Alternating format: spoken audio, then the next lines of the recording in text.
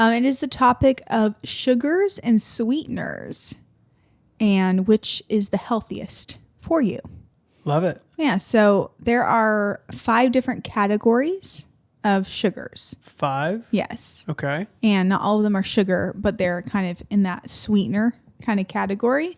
So the first would be natural sugars. That would be honey, maple syrup, coconut sugar, agave nectar, things that are generally low processed or not processed at all that come from nature, like from a beehive or a maple tree. Natural sugars. Natural sugars. Got it. Then there's processed or refined sugars, and that's your typical white table sugar, brown sugar, high fructose corn syrup, where there's a natural base for it, primarily from cane sugar or corn, that then is processed rather extensively to turn it into just sugar.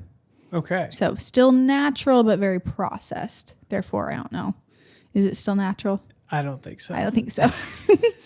Then there's natural alternative sweeteners. So these would be 0-calorie sweeteners like monk fruit or stevia. Yeah. That lots of natural or like healthy brands might use to sweeten their ice cream or energy drinks.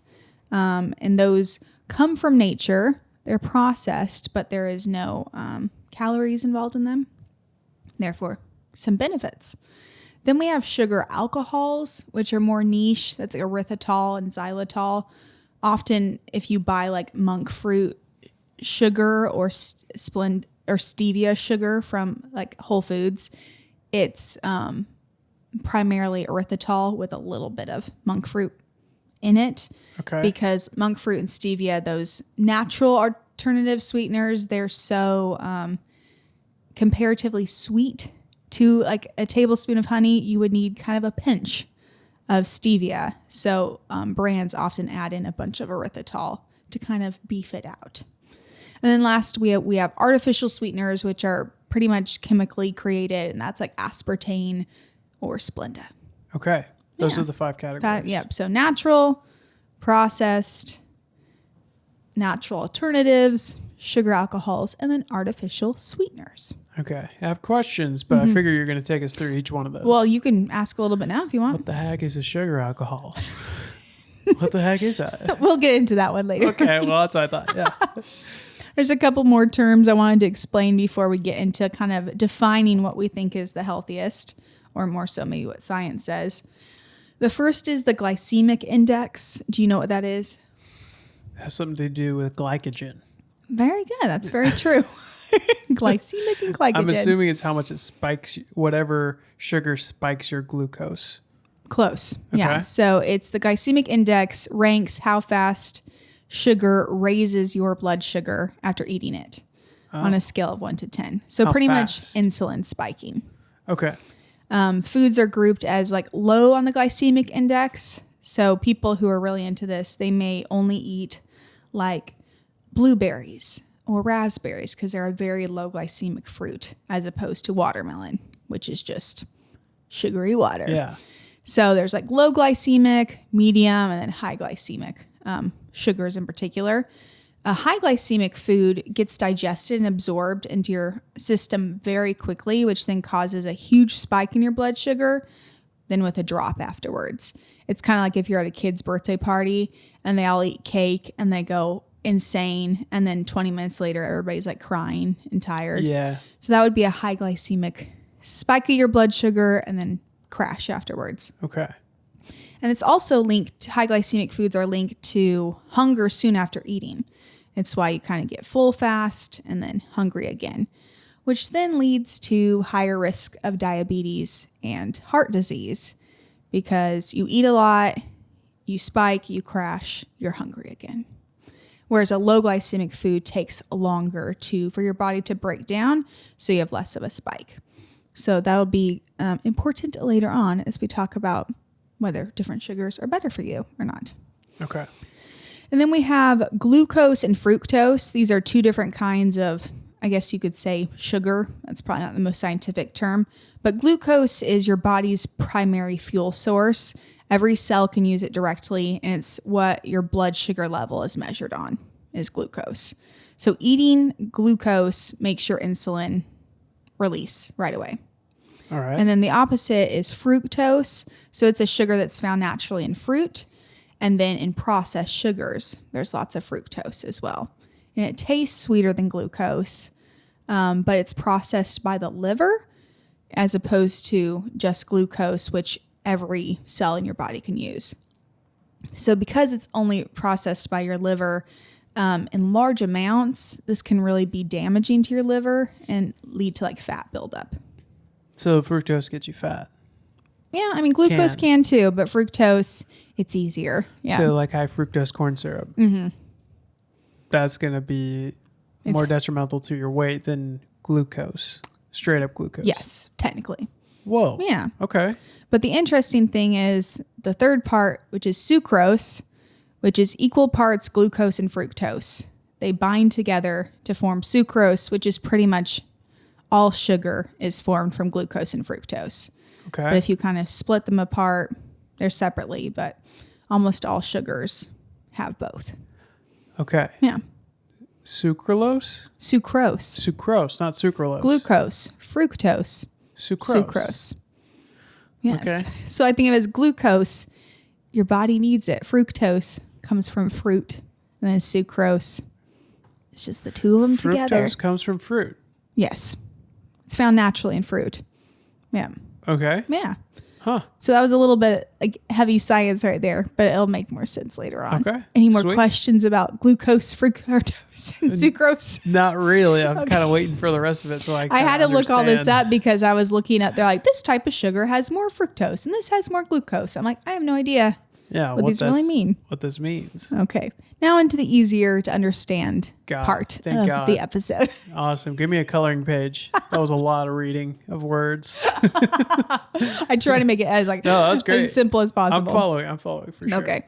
So I'm going to go over the 5 different categories of sugars or artificial sweeteners in a little bit more detail, and then we can kind of decide at the end what we think is the healthiest. So in natural sugars, the most popular ones that we use in America would be honey and then maple syrup. So honey has a glycemic index of 58, whereas table sugar has 65. And what's the scale? 1 to 100? 1 to 100. Okay. 100 is pure sucrose. Got it. And then 0 would be, I don't know, probably a leaf of lettuce or something. Okay. Yeah. Got it. Not much sugar in there. So honey would be considered a medium glycemic index food. Not the worst, but not low. Honey contains trace antioxidants and minerals, especially if you get like raw or unfiltered honey. There's some health benefits, but chemically it's still almost completely glucose and fructose, and your body processes it almost the same as table sugar, which I was pretty surprised to find. How does your body process table sugar? Would that be through the liver? Because it's mostly. Sorry, I'm missing it. Oh, here. you're fine. It's sucrose. Yes, which is half fructose and half glucose. So it's being processed by both your cells and your liver. Yeah. It's just high on the glycemic index. Exactly. Yeah. That's why you're comparing it to table sugar. Exactly. Got it. Yes. Okay. There we go. That was a helpful way to explain that. I tried really hard to simplify this. So in all of that, I was surprised at how not significantly better for you honey is than white table sugar. Yeah. So it makes a lot of sense actually, because I've gotten sick after eating rice cakes with honey every morning for energy. Exactly. I mean, and that's not I went on a run afterwards. I didn't just sit there and like You're absorb the the glucose, energy. Yeah. Yeah, no, I'm just trying to use it, but I did get sick off of it. And that makes a lot of sense that it's just basically sugar. Exactly. Like table sugar. It is just sugar. Wow. Or sucrose, but I'm just going to call it sugar because that's easier to understand. So the glycemic index is a little bit lower than just normal, like white sugar, but not significantly. And yes, you do get some good minerals and a little bit of health benefits from honey, but it's not like, oh, it's all fine. Let's just use honey. It's better than sugar. The same thing with maple syrup. Its glycemic index is a 54, which makes it better than honey and table sugar. It also has some antioxidants and minerals in it, but the same thing. It's like just marginally better than sugar. It's still sugar. That's crazy to me. With a little bit extra in it. Yeah. Huh. I feel a little justified because I will veto a lot of the tasty treats that you want to make. Sometimes you'll be like, hey, let's just put a little bit of honey in there or just put a little bit of maple syrup. And I'm like, that's not good. Exactly. I knew it wasn't good, but I didn't know why until now. Yes. But if you are, in my defense, if you are baking with like honey or maple syrup, there's fiber. And so it like slows down your insulin spikes. Whereas if you just had a coffee and dumped a bunch of honey in there, that's just your body's not going to handle that very well. Right, but when we were comparing the two, it was honey and maple syrup versus putting just sugar in the recipe. Yeah. And it's the same thing. It is a little bit better. Tiny, but a marginal amount. Probably not amount that by matters. 11 points on the glycemic index. Okay. So, I'll give you that. It's a tiny bit better. It is. Yeah. So in that same category would be like date sugar, agave nectar, coconut sugar, molasses. All of those are all around about the same on the glycemic index. There's some extra nutrients in there, and they're definitely much less processed than like refined white sugar. But if you're looking at solely like your insulin level spiking, they're only marginally better.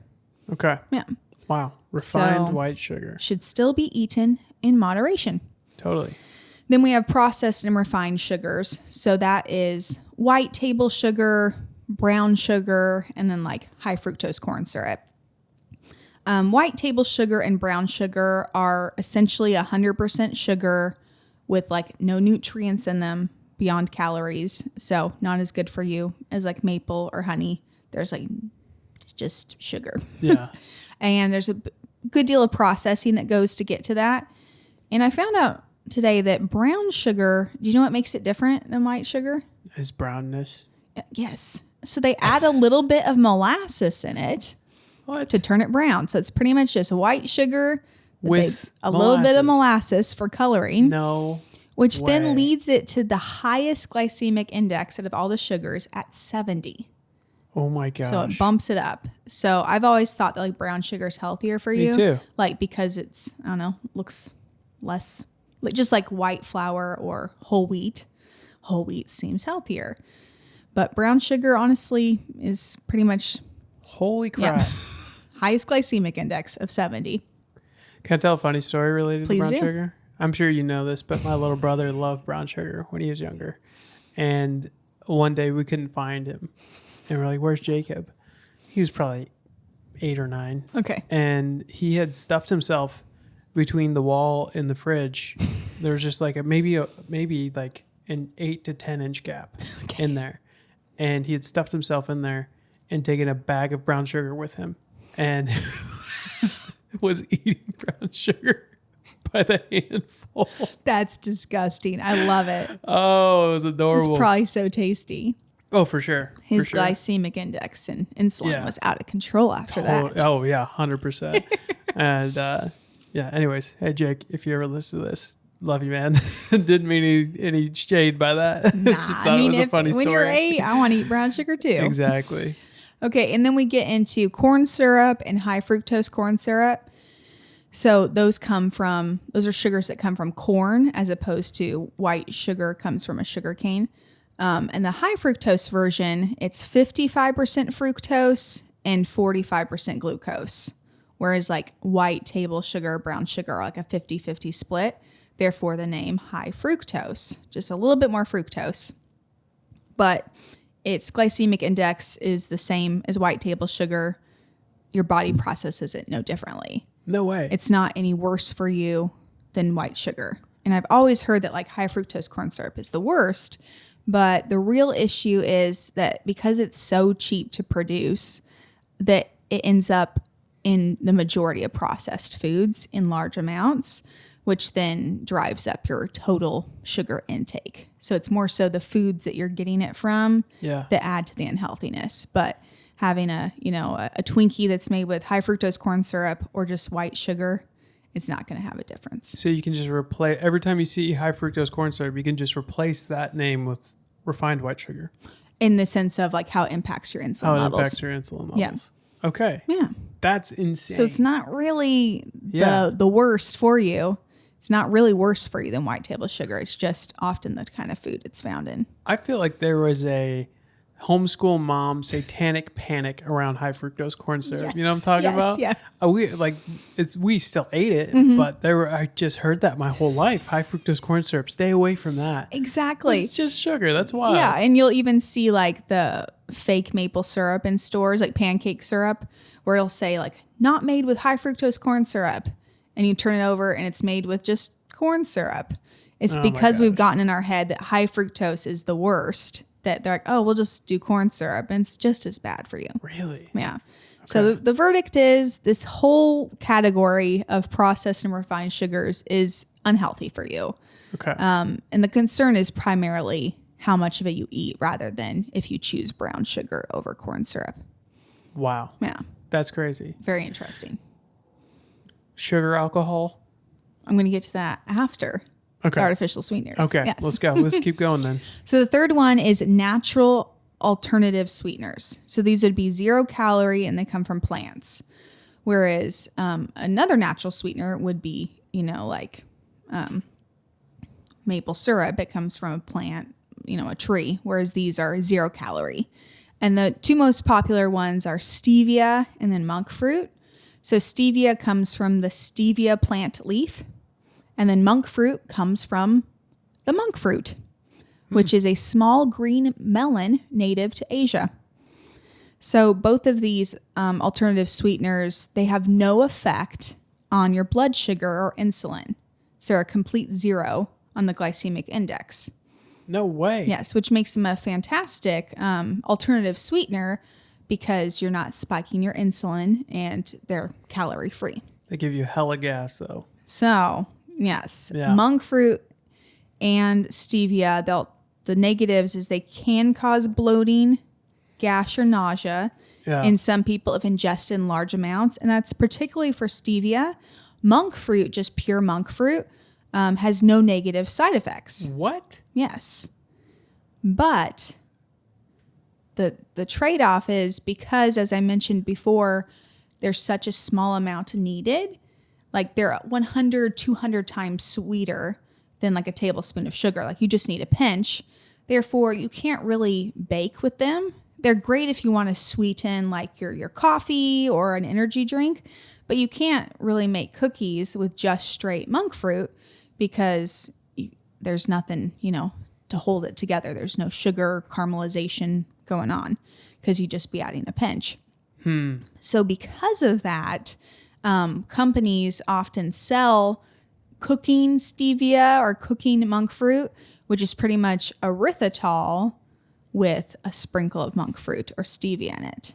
What's erythritol? So erythritol is the sugar alcohol that I was talking about before. Oh. Yes, so that would be sugar alcohols. Erythritol and xylitol are super common. You've probably seen xylitol chewing gum, which is perfectly fine because it's a very tiny amount in your chewing gum.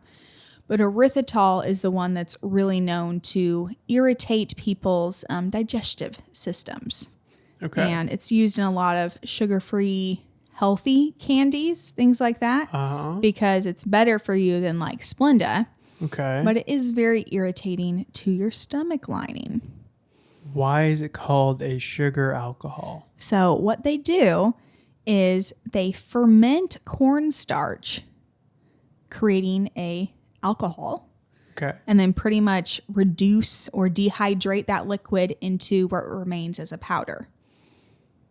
So it's kind of like the alcohol. You just burned away like all the vodka or all the whiskey and left the sugar. Whatever is left. Exactly. Crazy. Yeah. So it's just the remnants that are left. It'd be kind of like if you dehydrate, I don't know if dehydrate's the right word, but if you boiled, maybe a can of Coca-Cola, you would end up with just sugar at the bottom. Right. So it's that same thing where they ferment cornstarch into a liquid and then dehydrate it down into just this powder that remains. And the fermenting process is what creates this alcoholic kind of stage. That's why it's called a sugar alcohol. This is blowing my mind. So erythritol is a sugar alcohol, and they mix a little bit of monk fruit in the erythritol. So erythritol is already a sweetener. Tell me about erythritol. So that is the sugar alcohol. Right. Yes. What else can you tell me? Where does it stand on the glycemic index? So it is just like monk fruit and stevia. 0 calorie, does nothing to spike your glycemic index. Therefore, that's why it became so popular. And there's a lot more to it than monk fruit, where you just need a pinch. You actually can close to, if a recipe calls for a cup of sugar, you could close to replace that with a cup of erythritol. I'm sensing a side effect. Yes. So sugar alcohols don't really absorb well into the small intestines. In a similar way to if you drink a beer or wine or like real alcohol, your body doesn't do super well with it. Yeah. So whereas this isn't going to have any effects in the sense of there's no alcoholic properties left in it. That's all been boiled out per se. Your small intestines can't really absorb it. So your body tries and pulls more water into your gut to help make up for that. And it just ferments in your intestines, which causes bloating, gas, cramping, and a laxative effect. Trader Joe's just recently released this, I think it's erythritol sweetened gummy worms, sour gummy worms. And they're hardly sweet at all. I think they're also, one of the main ingredients is like another corn-based thing. So there's very little sugar, but people are easily eating an entire bag of it because it's like 200 calories for the whole bag, and then having a laxative. Totally. They used to have gummy bears like that. Yes. Yeah. Yeah. I gave those to my brother as a prank. He ate them all. Did it affect him? Oh, yeah. Yes. No, it was awful. Yeah.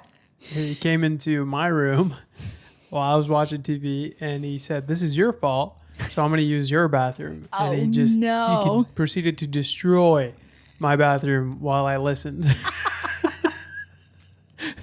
I love it. Oh my gosh, what an experience. So erythritol is one of the sugar alcohols. Mm-hmm. What's the other one? Xylitol, which isn't really used much in baking. That's spelled with an X, right? Yes, it's XYLITOL. It's mainly used there's some chewing gums. Okay. Which it's fine. You're not eating the gum anyways, like swallowing it. Okay. Usually. Wow. So to sum it up, like natural alternative sweeteners like stevia and monk fruit, other than stevia is known to have a little bit of like a bitter kind of licorice aftertaste. Both stevia and monk fruit, they don't have many negative health benefits. Stevia, you might have a little bit of gas or bloating if you have an extreme amount, but because of how sweet it is, you'd really have to work at ingesting it. The problem comes is that it's often paired with erythritol. So you want stevia and monk fruit, but not paired with anything. Exactly. Wow. Interesting. Yeah. And then lastly, we have the artificial or synthetic sweeteners. And these are ones that are FDA approved in the US. The two primary ones are aspartame and sucralose, which is Splenda. So aspartame, that's what you have in like Equal or NutraSweet packets, and then sucralose. This is wonderful. Oh my gosh. That's my Audible just started playing. Sorry. That's all right. I'm in the middle of a book and it just restarted on me. Great. Sorry about that. That's all right. What were you saying? I'm almost done. I promise. You're like, this is your hint. Like it's been almost 20 minutes. Interest has waned. Yes. So the artificial sweeteners that are most popular in the U.S. are aspartame and then Splenda, which is sucralose. So these have been around aspartame's been around since the 70s, and then Splenda came out in 1998. So about 3 years ago, the World Health Organization did their cancer research department classified aspartame as possibly carcinogenic to humans. Like cigarettes. Yes. Okay. But then they paired that with, we think that a 150-pound adult could drink about 8 cans of diet soda a day and still be okay.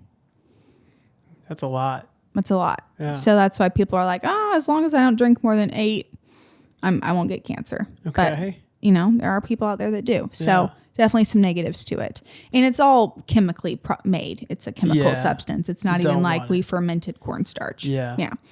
And then we have Splenda, and it's also generally well tolerated by people who intake it, but it has the most evidence of artificial sweeteners for disrupting your gut bacteria. And they have found that if you're drinking a drink with Splenda in it, even though it has no effect on your glycemic index. Doesn't cause your insulin to rise, just like with the other sweeteners like stevia or monk fruit. It causes, when you actually do eat foods with sugar, it to spike much more than normal. Weird. They're not totally sure why. So if you're drinking a Celsius energy drink and then you eat some French fries, your blood sugar level is going to spike way more than if you just ate the French fries by themselves, even though the Celsius is a zero insulin It's kind of like drink. an insulin primer. Yeah. Yes. And they've also found that they recommend not using these artificial sweeteners in the long term if your goal is weight control, because they've found that it doesn't meaningfully have a long-term benefit. That first of all, people are drinking Diet Coke all day and might be causing your insulin to spike more eating other foods. And then oftentimes people think, okay, I had my Diet Coke that didn't have sugar, so now I can have ice cream. Yeah. That's okay. So they kind of compensate and can tend to actually ingest more sugar in the long run. Yeah. Yeah. Everybody's looking for the shortcut, man. Yeah, everybody. Yeah. So to sum that all up, what do you think out of all of these that we discussed today is the best? Monk fruit. And what was the other one? Stevia. Stevia. Yes. Yep. So the best overall is monk fruit, as long as it's not blended with erythritol, because it doesn't cause your blood sugar to rise. It doesn't disrupt your gut. It doesn't have an aftertaste. The negatives, you can't really bake with it. Yeah. And the close second would be stevia. It's almost exactly the same, except for that it has like kind of a bitter aftertaste. And then if you're wanting to bake with something, honey and maple syrup are your best bet, but they're still pretty close to white table sugar. Wow. Yeah. That's good to know. And that's the sugar episode. Any thoughts? Well put. I want to go check what my energy drinks are using now. I know you said Celsius uses Splenda. Yep. Or whatever the other one was. Yeah. Splenda and Splenda, which is sucralose. Yeah, sucralose. So I just switched to Liquid Death, their energy drinks. Did you get a chance to look at the bottle? They have stevia. They have stevia? So that's great. Let's go. Yeah. Liquid Death for the win. By the way, Liquid Death is amazing. Not the water. I don't love the water. And not the company. The water's fine. They're a little creepy. The company's okay. But their energy drinks are phenomenal. Crazy depth of flavor. So all that to say, it leads me to feel more comfortable drinking Liquid Death. Exactly. Yeah. Yes. Again, I'm a little bit more informed on that stuff now. So there we go. I like it. Cool. What about you? What my takeaway? Yeah. Yeah. I've always been against, processed sugars and then artificial sweeteners for sure. But it was surprising to me that honey isn't that far off from white table sugar. And that maple syrup's probably your best bet in moderation. Yeah. So, yeah. All right. There we go. Great job, babe. Thank you.